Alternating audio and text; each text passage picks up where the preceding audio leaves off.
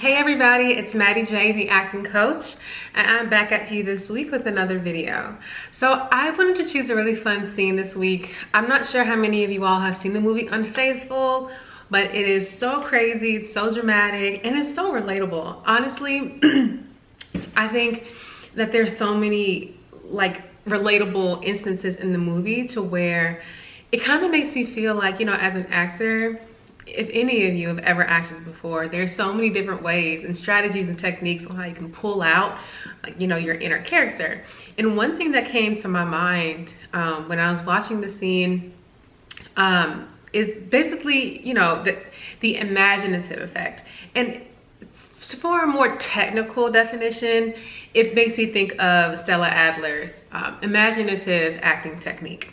So basically what it is when actors can use their imagination for a deeper understanding. I feel like it also reminds me of substitution and being able to substitute a real life instance.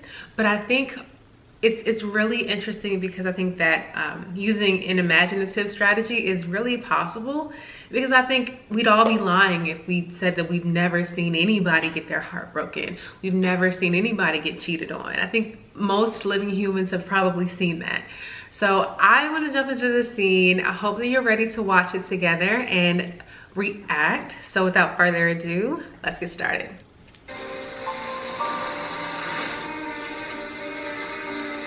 It's funny, the music in the background always sets the scene. Like, the scoring is just, I feel like scoring doesn't get enough credit, honestly, if you ask me.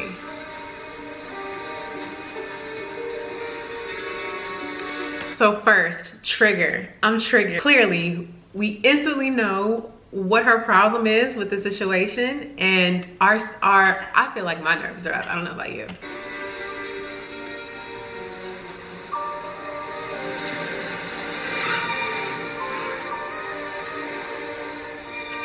Mind you, it's pouring down raining, it's gray, but that rage, that anger, it took her out in all of these circumstances, so you know how serious it is. She didn't even give the valet driver her keys.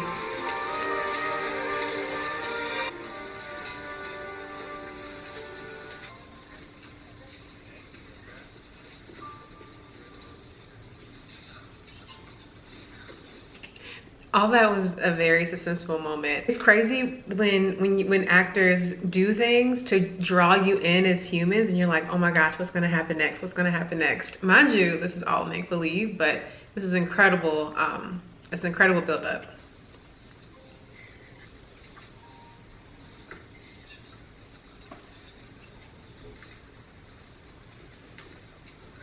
Even more anger.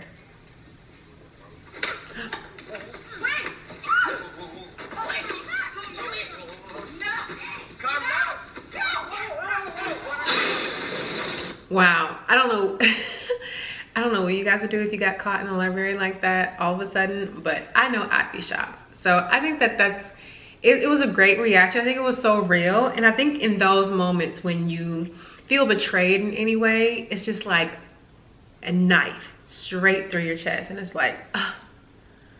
And then you're like, I want to make you feel how I feel. I'm so pissed. And obviously, when you define that why behind why you're pissed, like, I'm pissed because this is my only chance to fall in love and you fucking ruined it. Like, that's what builds, more, that's what creates your stakes at a higher level to make you react like this. And that was absolutely crazy. How many are there? 5, 10?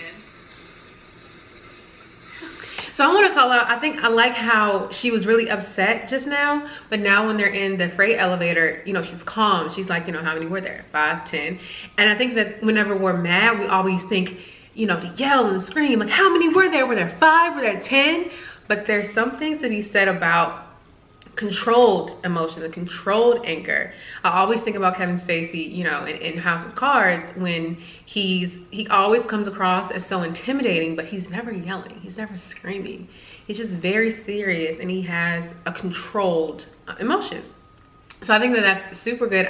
And this reminds me of a Meisner kind of technique, to where you I don't want to say monotone, but you deliver, you know, a solid neutral emotion until something happens to get you out of that character or emotion. What am I?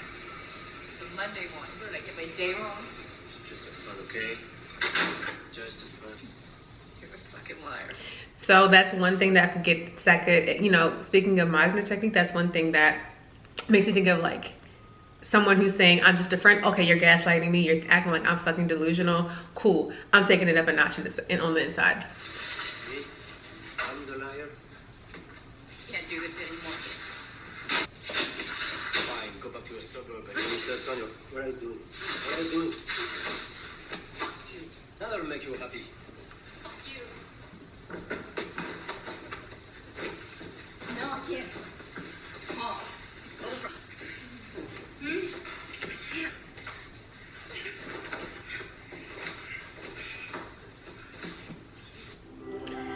Whew. So that was crazy. You know, I think especially towards the end when it's heightened emotion, but it's not screaming, it's not yelling. I feel like their body language just did more of the talking than their actual mouths.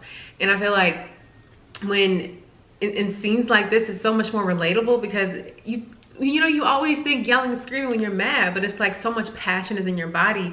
It makes you do certain stuff. It makes you jerk the you know, the door when somebody's trying to keep you from closing it. It makes you run out and chase you because honestly, even though I did the wrong thing, you're upset at me, fuck, I don't want to fucking lose you. So I'm gonna do what I want to do right now, what I'm doing, what my heart's telling me to do, and it's to tell you to stop. I don't want you to leave. So I think that there's so many emotions. I love this scene because it's so passionate and there aren't that many words in there. So when it comes to acting, you know, there's so many ways to communicate with your body, with your mouth, with your eyes, with your heart, with nothing, with silence.